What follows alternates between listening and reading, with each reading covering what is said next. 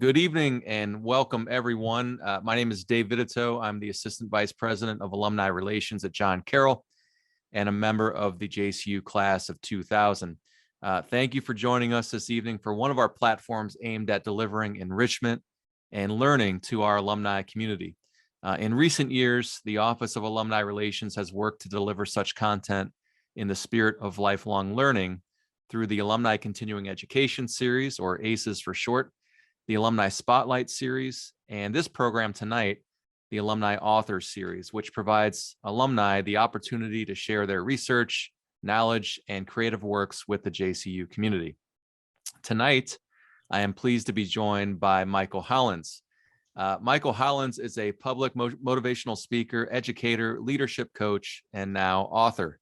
He is the founder of Purpose Leadership Academy, an organization that focuses on holistic development of youth and young adults. He resides in Cleveland, Ohio, where he has most recently served as a mentor for his high school, Maple Heights.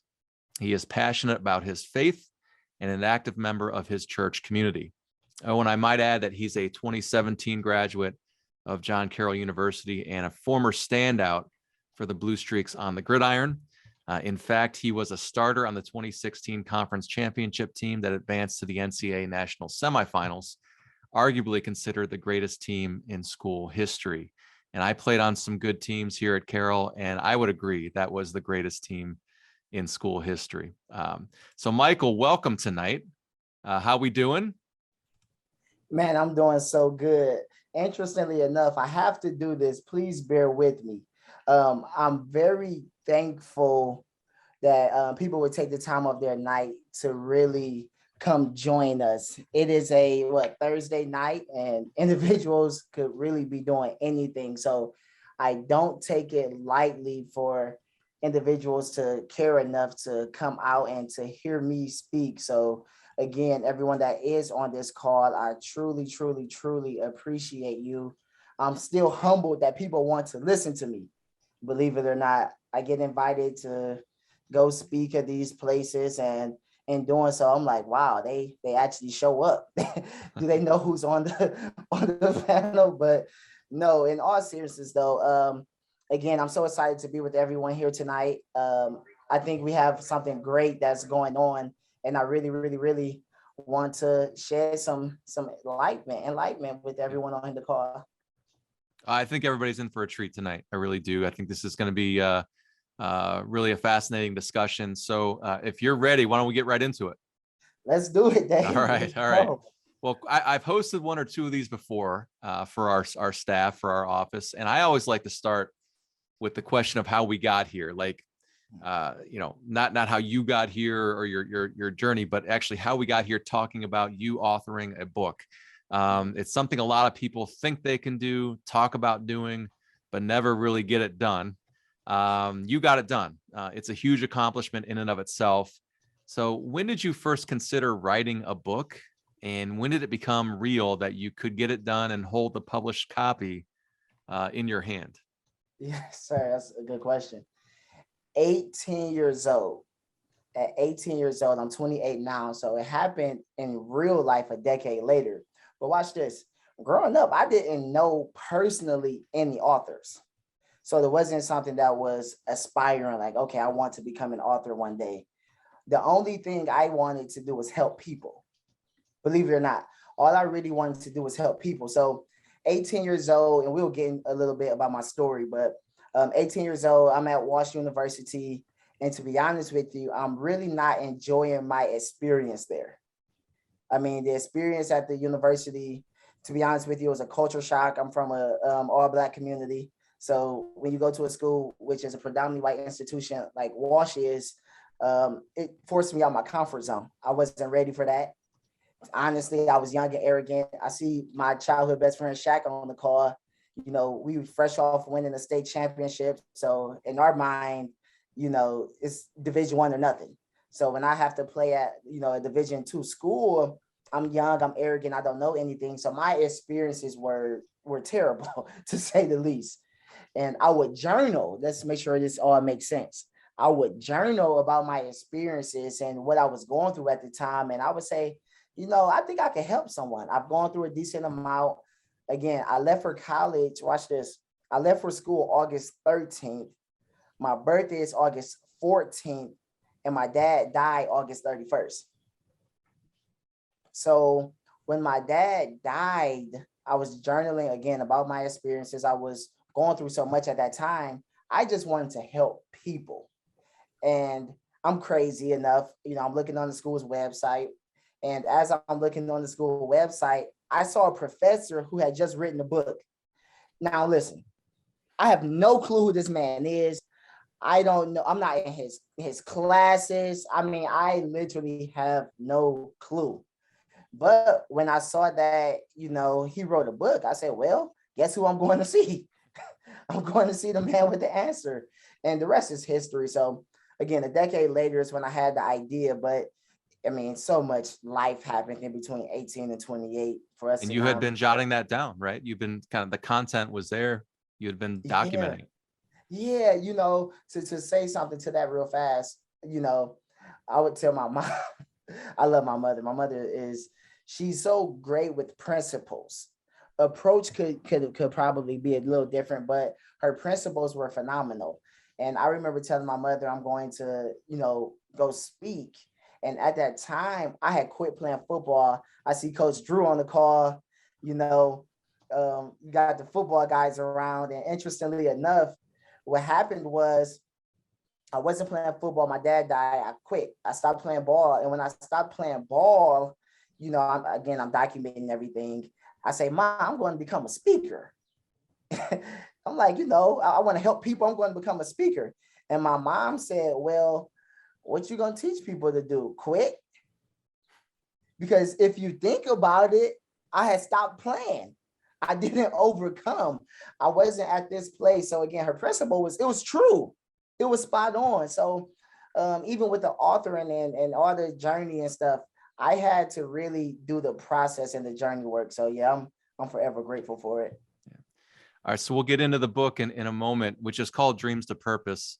But I wanted to ask you how you decided to structure the book. Just kind of nerd out a little bit about how you were going to lay the book out, because in between the chapters you have what you call, for those who haven't read it or will plan to read it, what you have what you call Mike's moments, which is kind of these little snapshots and call out sections in between the chapters. So how did you think to do that? Why did you think that made sense for this particular book? Yeah, interestingly enough, and I have to say this makes, watch this. If this starts sounding like a thank you presentation, then just bear with me, because this doesn't happen without a lot of people. Let's make this clear.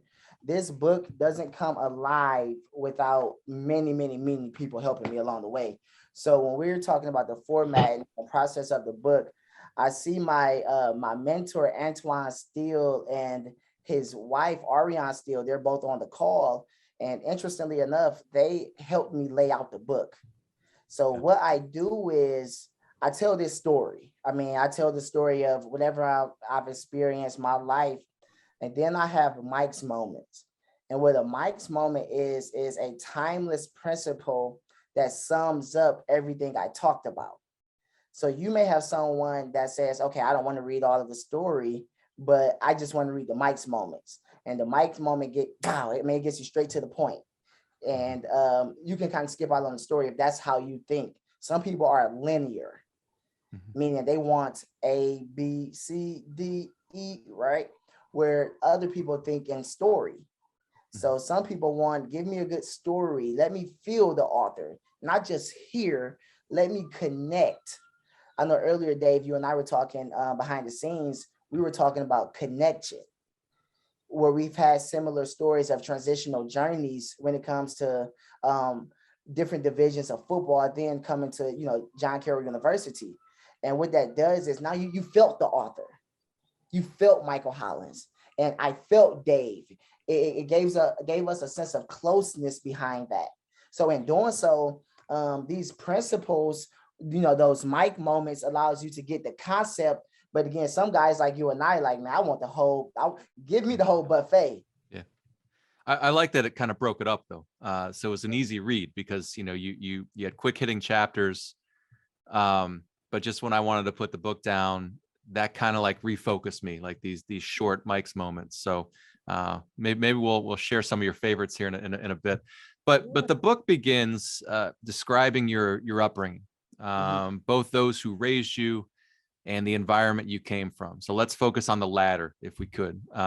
You really painted an effective picture of how your East Cleveland neighborhood presented so many obstacles that maybe you didn't realize then, but you certainly understand now, and how it hardened you, right?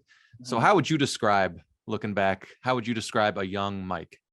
Yeah, it's crazy because watch this. Nadine Burks write a beautiful book titled The Deepest Well. And in her book, she describes an ACE score. What an ACE score is a number of traumas that you've experienced. So whatever the traumas may be, and then you get a list from, I think it goes up to 9, if I'm not mistaken. And long story short, based on those traumas, it talks about you having potentially diseases based on those traumas in your early years. Because interestingly enough, and I keep saying that word, I moved from East Cleveland at a young age, but I was conditioned at a very young age as well. Bruce Perry and Oprah Winfrey writes another great book titled What Happened to You? And in that book, it talks about what in your life, it teaches you to peel back those layers or the onion to make you say, why do you think the way you think? Why do you act the way you act? Everyone is funny because I'm in the education world. I do tons of mentorship, tons of coaching, and each student is like a puzzle. Each one, I mean, literally every student is like a puzzle. What I mean by that is they all have a story. It's a reason they think the way they think. It's a reason they act the way they act. So young Mike at that time, man, I'm raw. When I say raw, I mean, I'm not afraid to share this in the book. I lived with roaches, in doing so, I tell the story of we'll cut the light on at nighttime and the roaches will go scattering. The beautiful thing about that is the Bible tells us my suffering was good for me, though. I'm grateful for my humble beginnings because that allows me to appreciate where I've come. I mean, I'm blessed. Trust me, I have a beautiful wife, a little education. I'm really grateful to be where I am. But in East Cleveland, you're conditioned to be hard, even if you don't want to be. Even if you don't know you're being hard, you are. I talk about in the book experiencing death at a young age, and it wasn't due to no murder or gun violence or anything like that. I saw a guy fall off a ladder. He dies. Now you see that. So imagine a 8-year-old, a 9-year-old, a 10-year-old. You've experienced death at a young age. And of course, you hear the craziness that goes on in your community and, the violence or whatever it was. So, man, I give kudos to my mother. I compare her to Vince Lombardi in the book. She was dominant, militant, no nonsense. But to me, the greatest visionary in the world. My mother, to me, is the greatest visionary in the world. And the reason I say this is because she knew the environment better than we did. So my mother's thoughts were, as long as I can get my babies out of this place, they have a shot. And many of us on this call, we are where we are because someone else helped us get there. I just have, to me, it starts with my mother. It starts with my mother. Beautiful. I'm so grateful that she did that because it literally changed the trajectory of my life. And then I go on to meet my best friend parents and my best friend. And I know we'll get into those things, but East Cleveland is where it started for me. That's how you start the book. And it really kind of hits you in the face. Because if anybody, if you know Michael Hollins, and I've gotten to know you a little bit here more recently, Michael, but you're such a positive, kind of oozing with passion, caring person. So when you describe yourself as being conditioned to be hard, to stare people down when you pass them on the sidewalk as a kid, to be ready to fight at the drop of a hat, for whatever reason, it was fascinating to hear you describe that. And he also does tell the story about seeing this man working on his roof next door and falling off the ladder, and you were literally there as he took his last breath. It's remarkable writing and very very personal. So, but you mentioned your mother. That's where I wanted to go next. So you talk a lot about your mother and your father throughout the book. It seems like you could not have had two more contrasting styles in their approach to parenting you. And yet it was clear that both loved you very much. So can you touch on their styles, how they contrasted, and how that shaped you growing up? Absolutely. So my mom, again, like I said, no nonsense, discipline, militaristic almost. And then my dad, on the flip side of that, was very nice, almost too nice. Meaning, I will even argue maybe a lot of like friend stuff. And, what happens is, as a kid, you don't like boundaries. As a kid, you don't want discipline. You need it. You don't know how much you really, really, really need it. But as a kid, I did it. So with my mom, for example, and again, watch this, because I talk a lot about my mother in the book and some great things, some things that, I wish she probably could have gotten a do-over, or I wish I could have gotten a do-over. But, she did the best she could for what she knew. And my mom knew at that time, okay, I have to be a certain way for my kids to thrive, right? Maybe she could have understood balance a little bit more. Maybe she could have, been more, we learn soft skills now. We know all of these tools, these strategies, but how many of us on this call know that when you were growing up, you may have not had those tools? So I look at it more from a tool perspective, right? When you have certain tools, you do things differently, different mechanics. I'm a football guy, and I know we'll get into Coach Staley a little bit later, but he will always say things like this, you may not use it today, but have it in your toolbox. In the course of football, what he would say is, your movement or your drills or a certain type of way of thinking, you may not use it in the moment. So what happens when I have tools, but they're dull? What if they're not the sharpest tools because of, upbringing, thought process, conditions of environment? So again, for my mom, she did the best she could for what she knew. And same thing with my dad, my dad's dad wasn't in his life. So who would be my grandfather? My dad, he was nice because his father wasn't there. So he overcompensated.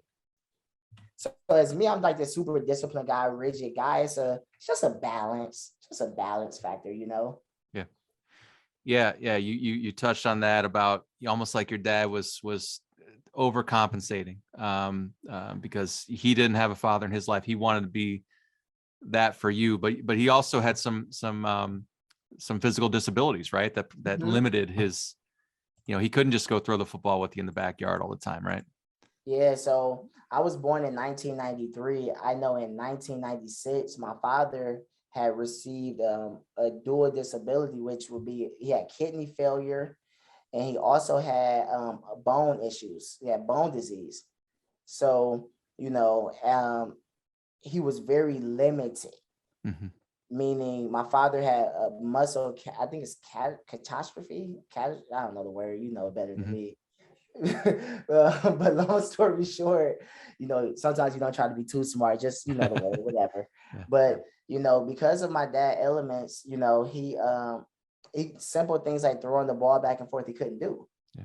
So I believe that was another reason for him to overcompensate, because I can't do certain things with my son. Yeah. So I just want to show him that I care, that that I'm supportive, and he did a phenomenal job at being there. Yeah. So you also talk about, beyond your parents, your extended support system, right? So one of the most touching moments of the book to me is when you talk about the Washingtons, family friends, when you moved to Maple Heights from East Cleveland.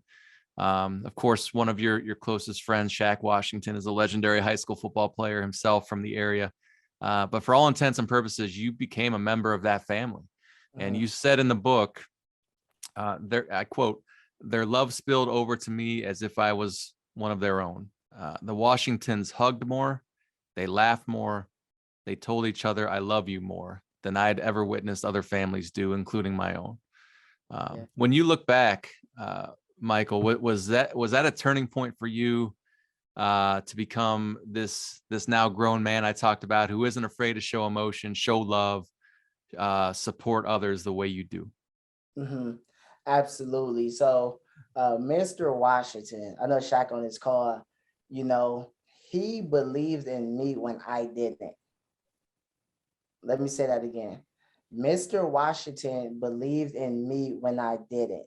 He'll tell me how, great of a player I am, how, great of a not only player, but person that I am.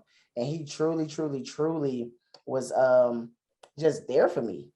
Even, we talked about my dad, and his stuff. He would throw the ball around with me to the point, watch this.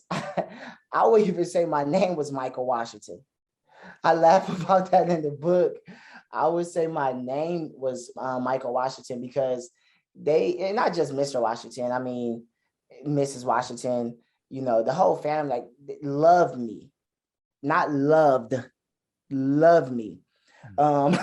you know, I went to go see them as soon as I finished the book. And I sat there, I said, there's no Michael Hollins without them. I went there to just talk with them, to be around them, to hear, watch this, their perspective on this young, 8-year-old, 9-year-old, 10, 11-year-old boy, from together. Like, what did you see in me that I didn't? I wanted to hear it from an adult perspective. What did y'all see in me that I didn't? Because I was broken and I didn't know I was broken, but their love, love wins.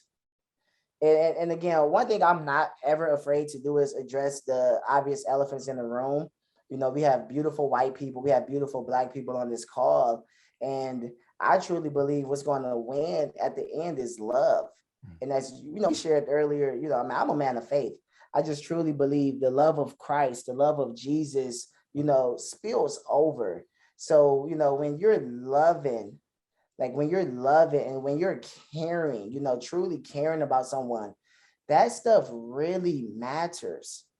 That stuff really matters. And, it's funny you mentioned Shaq being a great football player, but interestingly, and he is, I mean, it speaks for itself. Yeah, yeah, that's not play. It speaks for itself. But watch this.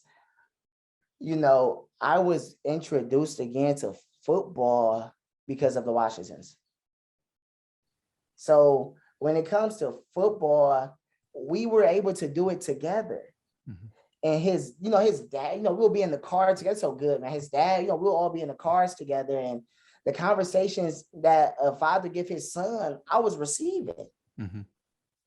I was there. I was in the car. So Mr. Washington is pouring into both, Shaq and myself. So I was truly, truly, truly able to really get that. Yeah. So I want to kind of keep going on that whole who impacted you, who influenced you throughout the years, and we'll get into the JCU years in a moment. Mm-hmm. But who are a couple of the other mentors, whether they be teachers or coaches, people from your community who helped you grow and develop? Mm-hmm. I see my good friend Corey Mines on here. What people don't know is 4-time state placer. He was as a freshman, he wrestled very well. He placed 4th in states as a sophomore, 2nd in states as a junior, 1st in states as a senior, 1st in states. Why did I say that? We wrestled together and had a phenomenal coach by the name of Coach Richie Robertson. Coach Richie Robertson. He's a youth wrestling coach. I'm so grateful for you, Coach Drew, but watch this. Sometimes it doesn't start in college. Sometimes it starts with the little league coaches. And I had Coach Richie as a youth wrestling coach. And what Coach Richie would do is he'll pay for some of my wrestling tournaments. Again, another person seeing something in me when I didn't see it in me. I was hard to discipline, believe it or not. I wouldn't let many people tell me what to do, or Coach Richie could. Coach Richie could. Why? Because I knew he really cared about me. And because I knew he cared about me, I was willing to listen to him. So to me, Coach Richie is probably one of the greatest coaches ever. You know, a funny story, when I first got into the education field, I would take a lot of the young men home. You know, I was a 7th grade football coach, and I'll pack them all in my car. Shut up, get in the car. Don't say nothing. On the way home, now this is what we're gonna do. Y'all gonna listen to me, and you know, I'll take them home and I'll love them up. But watch this. I remember one day I took a group of kids home, and as I let the final kid out, I stayed in the driveway and just cried. And I just cried. And I said, 20 years ago, that's what Coach Richie and Mr. Washington did for me. That's what they did for me. So it was able, you know, to come full circle. Yeah, full circle moment. Years later, it was a circle moment. But I mean, I have so many great coaches. I think about, you know, so when we're thinking about coach, I think coaching is more than just a sport, by the way. I think it's larger than just, I mean, if it's football, S's and O's, I think it's so much larger than that. It's an all-encompass type deal. I was able to see a model by Coach Milkovich. You know, Coach Milkovich was another wrestling coach who's a legend when it comes to wrestling. You know, I spoke with him a few months ago and I asked him what is leadership. He said example. And, you know, to try to live out routine and example and being who you say you are. And I know we're not going to get into the Carroll stuff yet. So I guess if I had to say, you know, one more coach, I mean, just so many mentorship. I have a great pastor. You know, I have a great pastor who pours into me consistently and just truly helped me along the way. I know he's on the call, Antoine Steele. You know, even, you know, getting this stuff together for the speaking and, you know, getting this stuff together with LinkedIn marketing. You know, my mentor, Antoine, he literally walks me through it. Now, we fuss and fight with each other all the time because, you know, he's a few years older than me. He tells me what to do, but, you know, I'm just so grateful for the people who God really placed in my life to help me get to where I am today. You did I read correctly? You spent time at the Ginn Academy as well? Yes. So I mean, let's go there with Coach Ginn. You know, my freshman year, Coach Shaq and I, you know, we were at Ginn Academy, and the exposure piece behind that. My second day being at Ginn Academy, you know, he was showing us how to tie ties. So guys came back from the NFL to show us how to tie ties. And again, I'm a young ghetto dude. That was my first time seeing that many professional Black men showing young Black men how to tie ties. John C. Maxwell talks about in the 21 irrefutable laws of leadership, the law of the lid. And he talks about exposure. And in doing so, being exposed to that, I mean, Coach Ginn, obviously, we know what he's done in football, which I believe is incredible. But even more important to me is how he take young, beautiful Black men who think they are, and I say this in my book, who think they are rocks, who perceive themselves as rocks, and show them that they're really diamonds. And show them that they're really diamonds. He loves them up. And, you know, I'm just so grateful for so many people who God has really, really, like I said, blessed me to witness in my life. So a big part of your story, as you detail in the book, is one of being on the move, from moving residences, really as a young boy through your John Carroll days, to different parts of town, to transferring schools, which you did multiple times, including high school. How did you find your way to John Carroll? And when did you first realize that you finally found a place you could set roots and be a lifelong member of an institution? And I have a feeling, you know, not when you kind of really like the place, like you talked about stepping foot on campus, the pretty buildings and whatnot, but when did you first realize I can stick here, right? Or wanted to? Yeah, that's a very good question. Interestingly enough, like I said before, you know, coming from East Cleveland, then moving to Maple, right? I mean, I'm from Maple Heights. You know, I've done my life in Maple Heights. You know, I when Coach Shaq and I went back to, again, it was a very short-lived time. So that was that. But the exposure behind that. Let's talk about exposure. Let's transition this to what you just asked me, so it could all make sense. I think it's relative to the conversation. So, being able to go to again, we go to Ohio State, we go to Illinois, you go to Bowling Green, you go to Toledo, we go to all of these Division I universities. So now you get exposed to that. You get exposed to Division I. You get exposed to the glitz, the glamours. You get exposed to it, and that's where you see yourself. That's what you envision. So when we come back to Maple, I mean, we were men on missions. We were on a mission. We knew. Watch this, and y'all gonna think I'm telling a story, but prayerfully, you know my heart by now. We knew we would win the state championship at 10 years old. No lie. At 10 years old, when you're in elementary school, you sit across from individuals. You have four people that's at the table. It will be um, Coach Shaq. We have another friend named Andre and one other individual, and it'll be me. And as little kids, we knew we would win the state championship because we were truly, truly exposed to that. Now, watch this. We go to Coach Ginn, we get better. We come back home, Division I mindset. We go on, blessed to win the state championship, all of those pretty things. I go to a Division II school. Everyone else goes to play Division I. I go to play Division II, low ACT score.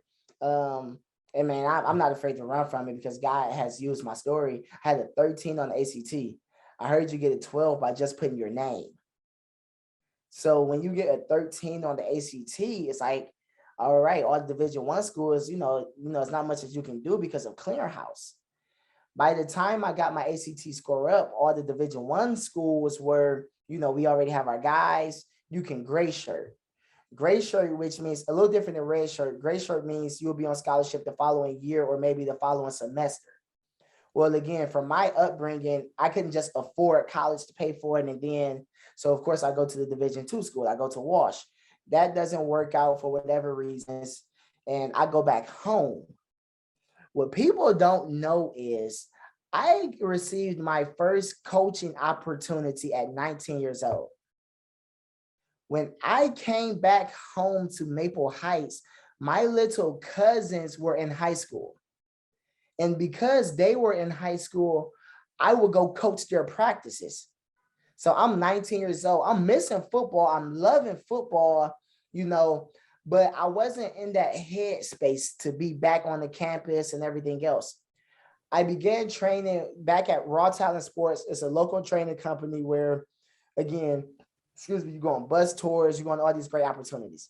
And when we go on these bus tours, again, all the exposure, all the pretty things, I started back training. I had my mind made up going to a HBCU, a historically Black college university. The first university I went to was Wash University, which is a predominantly white institution. It was out of my comfort zone. I wanted to go to this HBCU because you know how it goes. You want to stay with you're comfortable in. And I go train at Raw Talent Sports. The HBCU school didn't want me, and pretty much no other team wanted me because I was out of shape. I wasn't in the best shape. And two coaches, I'll never forget, Coach Paramore, he actually didn't even stay at the school. He ended up transferring to go do something else. And Coach Cook, they both came to me and said, well, how about, would you come visit John Carroll? I Googled John Carroll. John Carroll is 18 minutes away from where I grew up. 18 minutes. And I literally did not have any clue about John Carroll. I had no clue. So, I came up on John Carroll's campus, and that's where, you just picked up on. When I came up on John Carroll's campus, I loved it. I knew it was a match made in heaven at that moment. But that's kind of how I got there. That's the journey, the Division I, seeing all the pretty stuff, and then having to go play Division II. And I went to community college. People don't know this either. I went to Tri-C prior to going to Tri-C, I don't know where everyone's from. It's Cuyahoga Community College. It's our local college here. And when I went to Tri-C, it truly blessed me and positioned and postured me to be able to go to John Carroll University. Y'all like how I tried to rhyme with alliteration? So I want to keep going on the John Carroll path here, but we're wrapping up with questions. If anyone has questions, would like to drop those in the chat box, I'll try and get to them afterwards. You talk a lot about the people you met here, both right away, kind of that first impression, right? So I guess, yeah, what was your first impression of this university and the football program and the people here? Let's make the money. This is that climax moment. So sit up in your seats, get your pens, pencils out, notepads. Let's do this. The climax moment was Coach Arth. Let's not get it twisted. It was Coach Arth, meaning, great guy. And I knew he cared. But this is how I knew. This was the aha moment for me. The aha moment for me was when I came up on campus, of course, you Google the university, you Google about this head coach who has played in the NFL. And for me, that was more than enough. That's all I needed. NFL coach, okay, cool. I can go to the league still. I'm going to come do a few years and I'm going to go play on Sundays. And once I saw this head coach that coached in the league, I say, well, match made in heaven. Well, when you introduce the head coach, most times the assistant coaches do it. So they go by saying, hey, my name is Michael Hollins. I'm an assistant coach. I coach under blah, blah, blah. Coach Arth came up to me. He's the head coach. Now, at this time, I have no clue who this man is. I don't know the face. I don't know anything about him. He sat next to me, and he just wanted to get to know me. He wanted to get to know Michael Hollins. So when they finally introduced him as the head guy, the head coach, now I've been around a lot of coaches who have so many egos, where I'm the head coach. I'm this. They don't take the lower route, meaning they don't get on the player's level. They feel they're so high, the pie in the sky mentality, that they don't get around the people. And Coach Arth literally did the exact opposite. So he won me over with humility and meekness. And not just him. I mean, let's go Coach Staley. Our first interaction, I'm in the financial aid office. So Coach Staley is the LA Chargers head coach, by the way. Again, I know I don't want to speak over anyone's head if, I don't know where you're watching from or who you are. But long story short, Coach Staley, I'm in the financial aid office, and Coach Staley is having a conversation with some other individual. And, he excused himself from the conversation. And our first interaction, he smacks me on my butt and says, "Woo, I'm so glad to coach you." And he was so passionate. He was so authentic that I said, I landed somewhere special. I knew I landed at a special place. And I had so many coaches, Coach Zagorski, Coach Z. I talked about in the book where I believe it was either Urban Meyer or Jim Tressel. One of them had a phenomenal football player, but the phenomenal football player will always work out alone. And the football player will go in and get some extra work, and he'll get some extra work, and he'll get some extra work. And every single day, that coach will always kick that player out. And at some point, the player just asked, like, "Coach, I'm like, what are you doing? I'm trying to get better. Why are you kicking me out of the weight room every day?" And he said, "How is that getting the Ohio State Buckeyes better?" He said, "It's getting you personally better, but how is it getting the Buckeyes better?" So I said that to say, Coach Zagorski taught me that one day. I was doing all of the workouts alone, the pool workouts, the trainings, the blah, blah, blahs. And he asked, like, how is that getting the John Carroll Blue Streaks better? It's getting Michael Hollins better. So I had so many great coaches who cared beyond football. Jonathan Cooley, him and I were texting today. He's the defensive back coach with the LA Rams. He received one of my books, and he was just so grateful. And we were talking back and forth. And as I was talking with, Coach Cooley, it was interesting because he told my mother the first day I arrived on campus, I had a duffel bag. My friend Telly, childhood friend, I had his old duffel bag. I had my cleats, my stuff, and I was ready to go. That's all I had. I didn't have anything else. I just believed that this was the right place for me. And Coach Cooley told my mom, I'm going to take care of him and make sure he's okay. I'm going to find a way to make sure he was okay. And he lived it. And all of these guys, watch this. I don't play for any of them now. As you all know, I'm in the education world. I'm mentoring, leading, coaching, preaching, teaching, all those things. Without a doubt, if I call any of them, I know they'll answer. So when I say this place, John Carroll was special to me, was because I grew at John Carroll. I developed at John Carroll. You know, can we talk about the Europe experience? Do we have enough time real fast? Yeah, Yeah. please. So watch this. We every 3 years at John Carroll, you play a game in a different country. Ours were set to play in Europe. So we were to play in Rome and Italy, and we would go over to Greece. Again, I couldn't just afford to pay for that. So, you know, the coaches fundraised, it was blessed. I was able to, you know, get the opportunity to go. We played the game, but as we traveled from Italy to Greece, we went on a cruise. So there was a cruise ship that took us from Italy to Greece. While on that cruise ship, I was looking at the ocean and I'm bawling. I mean, I am crying, deep tears. I mean, you know, those crybaby tears. I'm just truly, truly crying, getting it out. And my teammates come up to me and say, Mike, man, are you okay? I said, man, you don't get it.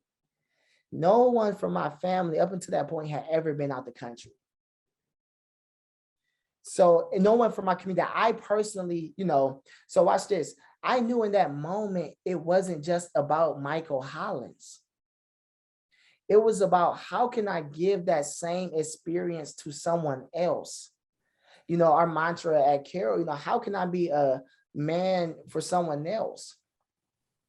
How can I serve others? That's the walk of Jesus. Jesus says, I came here to serve and not be served. Jesus took the lowly place of a servant to come down and die a sinner's death. So when we think about that, so when we think about Christ, and when we think about the love of Christ and the love of, you know, of Jesus, and ultimately, how can we live our faith out and not just, you know, profess our faith? Yeah, it's actually a good segue to kind of look ahead. But before we do that, I did want to say, just reading the book, you know, nothing came easy. Nothing's come easy for you, you know. Just the obstacles, the overcoming, the determination. You know, it's remarkable to see you kind of continue to get back up in this book, right? So even and it's something we talked about before this started, the notion of you know, you won a state title, you're a D1 recruit. You should be able to just come right in and start right away at John Carroll, tiny John Carroll University, right? And then that wake up call happens of nothing's going to be handed to you. So, you know, at what point, whether it was academically, on the field, socially, you talked about, you know, you came here after the two-a-days ended, the summer camp, you didn't know where you're going to live. Yeah. But you still can't, you're like, well, something will happen. You'll figure it out. Right. And Coach Cooley offered to host you for a little bit, but can you just talk about like when things finally started to become like a little bit more smoother sailing and you saw like, I got this, right? Does that make sense? Yeah, absolutely. It does. One, I have radical faith. You know, I'm crazy. I mean, I believe big, like real big. So I just believe that it will work out. But you know, coming to John Carroll, it really wasn't easy. I think about, for example, like I said, all I had was a duffel bag. Like, let's take this all into consideration. I had a duffel bag with a pair of too tight cleats that I wore in the state championship, shirt, shorts, and I'll figure the rest out. Somehow, some way, it's going to work out. And, you know, I wasn't able to play right away. A guy, and we were texting today, Randy Greenwood, beautiful guy of mine, beautiful friend of mine. This dude was getting scouted by a lot of the NFL teams. I mean, he's getting scouted. The NFL teams are looking for him. He plays running back, which is an offensive position. I enrolled in John Carroll. They moved him to cornerback. Now he's playing defensive back. He's playing my position. He's getting looked at by all of these NFL teams. And now, he's starting in front of me. Let's call it what it is. I thought it was going to be easy, but it wasn't. And I realized I wasn't the same player that I used to be. Because technically, and this is what you were saying, Dave, I took 2 years off from football. Mm-hmm. When I graduated from high school, that first year at the university that I went to, I stopped playing after camp. So I didn't play that season. The following season, I was at home. So I had took 2 years off. So the stuff that I used to be able to do, the quick twitch, the breaking on the ball, I couldn't do anymore. I lost a step. But watch this. See, you don't stay down forever. And I had so many people like, man, you got it. Just keep working at it. And I'm not afraid of hard work either. So I would stay after practice. I would ask the GAs, which are graduate assistants. Those are individuals that have graduated college, but they assist the sports team. I would tell them, can you leave the speed ladder out for me? Let's do extra drills. The whole team would be gone and I would stay because I wanted to be great. And I'm like the obsessive guy. Like, I love getting better. It's once I see it, I'm like, oh, I can really attain it. It's doable. And, you start making progress. And then you see, okay, you've developed and you've gotten better. But, again, I always give credit to certain coaches, man. I was going to leave John Carroll. Well, two reasons. The first time I was going to get put out of John Carroll because of my grades. So that one doesn't count. It's a difference getting put out and leaving on your own. Choosing to go. Yeah. Yeah. I was going to get put out because of my grades. And the reason I had bad grades was because I didn't take studies as I should have. I didn't have the proper tools. But secondly, I was going to leave John Carroll because it was challenging. I wasn't playing football at a high level like I thought I would be. Academics, it wasn't good. And socially, I was thriving a little bit socially. I tried to be, charismatic a little bit. And in doing so, Coach Staley said, you're not allowed to quit.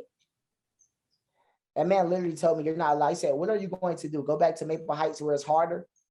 So I was blessed to have almost like a village of people that continue to, wrap supports around me that helped me continue to catapult forward. So in those moments of, what am I going to do? I truly, kept working at it. And again, I'm a man of faith. My junior year, I was serious about walking with Christ, and, it all started coming together, going to church more, walking with Christ. We have a Fellowship of Christian Athletes program at the university. We also, we would meet, we would grow together. So it was just so much larger than football at that point. Yeah. Well, we're winding down, Michael, but a few more, some people have chimed in the chat feature. Yes. Rick wanted to know how you still are smiling and so positive after, overcoming so much. I think you've explained that. You've touched on that. It's your faith. It's the people who have shaped you, and really the victories you've had. That's probably so sweet to you as well. Coach Nystrom wanted to know a little bit more about your favorite moments on the field. I have a feeling it might have something to do with tackling that slaying that dragon down in Alliance a couple of times back in 2016. But let me just say this: the book really culminates with your John Carroll experience, right? So all that you had to overcome, you got here, you did make it back on the field. What, 3-time first team all conference, all region, all American, team leader. And again, I took some teasing in this because somebody said the best team was back in the Shula days, maybe, but the best team I've ever seen, what was that 2016 team? So a lot to be proud of, a lot you accomplished, but maybe we'll end with some of your highlights of your experience at Carroll, the relationships you made and the highs on the field. Well, watch this. I have to do this. I just saw it. I don't care what any of I y'all know. say, because this is my book and y'all are looking at me. I get to do this. Tom Arth, Coach Arth, just got on the call. Of course, y'all heard me talking about Coach Arth. Of course, I lit up. I saw him get on this call. What one of my fondest memories? Let's do this. Life was going on in my life, personal life, and in the Black community. So much was going on. Oh man, I didn't think I would get emotional. Yeah. So I would sit in Coach Art's office and we would talk, and he would really care. And he would say stuff like, Mike, I love you. I saw him last year. Coach Staley got the job with the Chargers and all those pretty things. And, when I saw him, we hugged each other. And just the genuine love of Coach Art. So when we think of fondest memories, of course, I talk about Coach Art in the book. And I've been blessed. To really be where I am. And I know that's because a lot of people. And to see Coach Art get on this call, if you don't know, he's the quarterback coach with the LA Chargers. So, I mean, he has a lot of work he can do. Let's not get it twisted, professional sports. But this moment, he don't have to be on this call. Let's call it for what it is. He doesn't. But I know he cares. So my fondest memory, I don't have one, I have many. I have a great brother in Jovan Dawson who we went through so much together. We talk every day. 7 days in a week, Jovan and I, we talk minimum 6 every morning. He's coming from working out. I'm coming from working out. It may be 5 a.m. in the morning, maybe 6 a.m. And we're talking about our memories. I guess if I was to narrow one memory, Jovan Dawson and I, we still on the field. This wasn't even a game. This was practice. It has nothing to do with Mount Union. Great win. That was a blessing. But we watched how Coach Art threw the ball back and forth with little Tommy. And we said, man, I can't wait till we can do that with our sons one day. Wow. Tom, I didn't want to put you on the spot. This was a little surprise we cooked up for you, Michael, and glad Coach Arth could join us tonight. So an emotional way to end it. I think that speaks to the impact this place had on you, Michael, the people here, and going back many years before you were here, and now great people in place on our staff all around campus. We hope that's kind of the legacy of John Carroll University. It's the people. We always say it's the people. Absolutely. And we want to give this experience to as many people as possible who could benefit from it and be a part of this community. So with that, we thank you for your story. Again, the book is Dreams to Purpose. Yes, sir. It's a remarkable read. It's a quick read.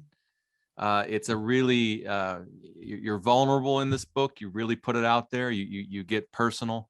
And you can't walk away reading this book and not be proud of who you've become, and proud of you representing our school, frankly. So thank you. Thank you all for joining us and tuning in. Stay tuned. Check our calendar of events on jcu.com/alumni for future Alumni Authors Series events, Alumni Continuing Ed events, and in-person events as well. And at any point, if I can be of assistance to you, please contact me in the Office of Alumni Relations. To purchase the book, plug it, Michael. Get a plug in there. Sorry.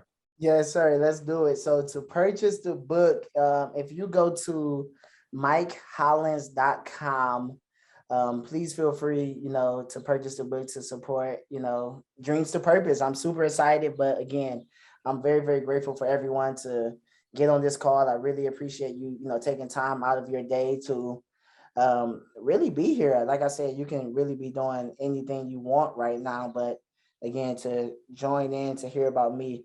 The time is 8:28, and I'll leave with this. The time is 8:28. The theme of my book is the scripture, Romans 8:28. which is, and we know that God causes all things to work together for the good of them who love God and are called according to his purpose. So that's where we get dreams to purpose from. The scripture, Romans 8:28, that's the thematic thrust. So what a time for us to be able to close.